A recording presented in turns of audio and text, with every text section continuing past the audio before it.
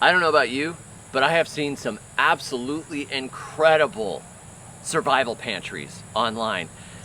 These folks with their beautiful, incredible long plywood shelves or wire shelves or metal shelves, just absolutely loaded with canned goods and big buckets, and they put CO2 in the buckets or nitrogen gas and all kinds of different things to store massive amounts of flour and rice, and then of course tons and tons of cans, maybe some purchased, maybe some canned themselves, just tons and tons and tons and tons and tons and tons and tons of food, just in case something terrible happens. There's an EMP strike or another pandemic or something like that. They've got this incredible pantry. But not only that, it looks amazing on Instagram.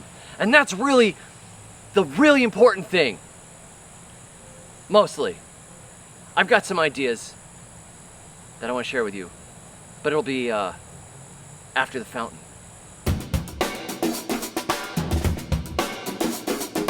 We do a decent amount of canning, but it's not canning like you see some YouTubers do. We don't do gallons and gallons and gallons and gallons and gallons and gallons and gallons of preserves. We don't put up lots and lots and lots and lots and lots and lots of stuff in cans.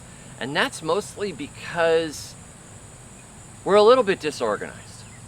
And canning takes a good bit of effort. You have to have your supplies, you have to have your time, you have to have those days where you're just peeling and coring and processing and getting stuff done. There are some things that I always like to do. I like to do pear salsa. This year my wife canned a lot of tomato sauce from our tomatoes. That was her goal, was to can a lot of tomato sauce.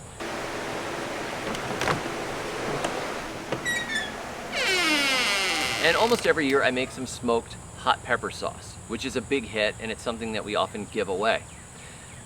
But to really get a lot of stuff in cans and to do that, and then to line our shelves with cans, we've kind of gotten more simple than that.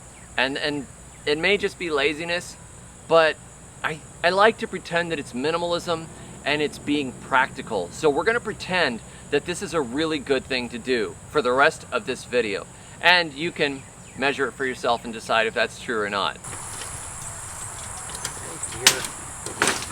I definitely should not come back this way. This is ridiculous. Look at all these pumpkin vines. I like it. My favorite way to preserve food is to just simply have it growing as much of the year as possible in the ground where we can just go out and get it. So during the cool season, we might be growing daikons and we might have turnips in the ground. And during the warm season, we're growing pumpkins and potatoes and sweet potatoes and true yams and other things that are storable that we can just eat as they come into season. Some things are not storable. We might have fresh greens at one time of the year and fresh tomatoes at another time and fresh peppers at another time. And as they come in and out, we enjoy them in their own seasons. But my favorite thing to have to get us through the winter are crops that store without having to be canned. The kind of stuff I can actually bring in from the garden, put inside, and keep for months at a time. So the main one we do this with is pumpkins. We grow a lot of pumpkins. This year our goal is to grow 2,000 pounds of pumpkins. That is 1 ton of pumpkins. Last year we had about 500 and something pounds. This year the goal is to have 2,000 pounds. What are you going to do with so many pumpkins? Well, we're hoping to build a gigantic trebuchet that we can hurl them, just in case of the apocalypse, as ammo. Because a pumpkin is actually really hurts if you get hit with it. I don't know if you've ever been hit by a pumpkin, but man, it really hurts. They're very heavy and they're kind of knobby, and it's not nice. But other than the trebuchet, we roast and eat quite a few of them. We eat them all through the winter. We eat them through the spring. We eat them when we don't have other crops to eat. And we also use them as an extra feed for our animals. So our chickens get some, and our pigs get plenty.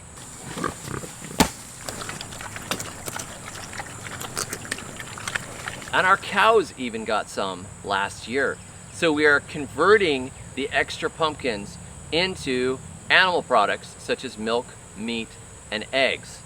So in having those storable calories that we didn't have to can, we didn't have to dry, we didn't have to ferment, we didn't have to do anything with them except pick them and put them out of the way in a place where they're not getting rained on, where they're not getting frozen, we just put them here and there around our hallway. We use them as decorations. We stick them on the porches. Any place where it's not going to freeze hard, we line with pumpkins and we keep them through as long as we have them. We still have some of last summer's pumpkins from a year ago that we are still eating. There's a few left, and now we're pulling in the next round. Another crop we do this with is potatoes. We store our potatoes out on the porch and we just cover them with a thrift store sheet to make sure they don't turn green. Sometimes we put them in boxes. Sometimes we just pile them up in baskets and leave them in the kitchen until we're ready to eat them.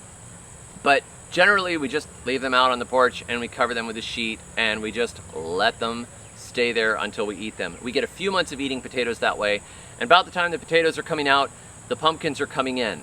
And then we have pumpkins for the next 6 months or so.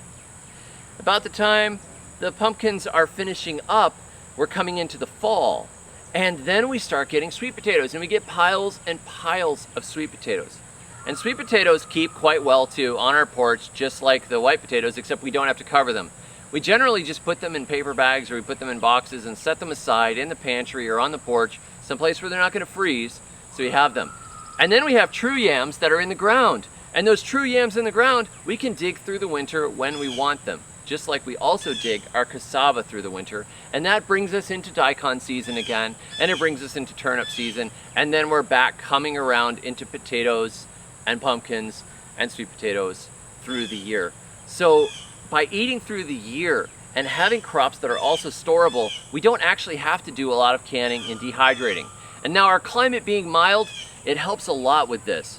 Some of you guys are living in further northern climates where you really don't have a lot of time to store and get things done, and you don't have time for crops that can really harden up and last a long time.